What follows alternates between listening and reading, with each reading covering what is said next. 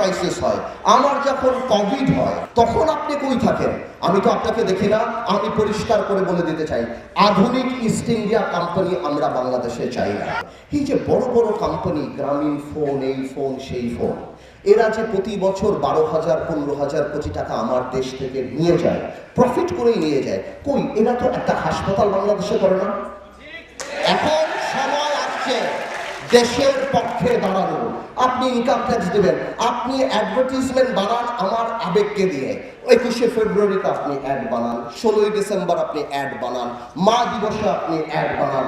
এমন কোনো আমার আবেগ নাই যাকে ছুঁয়ে আপনি অ্যাড বানান না। কিন্তু আমার যখন ন্যাশনাল ক্রাইসিস হয়, আমার যখন কোভিড হয়, আমার যখন বন্যা হয়, তখন আপনি কই থাকেন?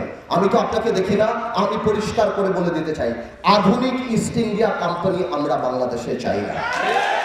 সংবিধানে আপনারা বিদেশ থেকে আসেন, আপনারা ব্যবসা করেন, we don't mind, it's a open country, it's open market, you can come and do business here. কিন্তু আমাদের সংবিধানে এই CSR প্রভিশন থাকা উচিত। বিদেশি কোম্পানি যারা বাংলাদেশে এসে কোটি কোটি টাকা, হাজার হাজার কোটি টাকা নিয়ে যায়, একটা পার্সেন্টেজ, যে পার্সেন্টেজ হোক, 2%, 3%, 5%, গ্রামীণ 10,000 কোটি টাকা নিয়ে যায়, সেটা 5% হলো 500 কোটি টাকা গ্রামীণের প্রতি বছর বাংলাদেশে ইনভেস্ট করতে হবে।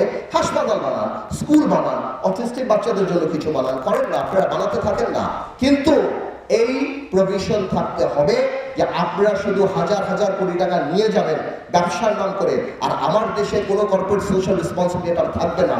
তার মানে আমরা এটা মানব না। আমি চাই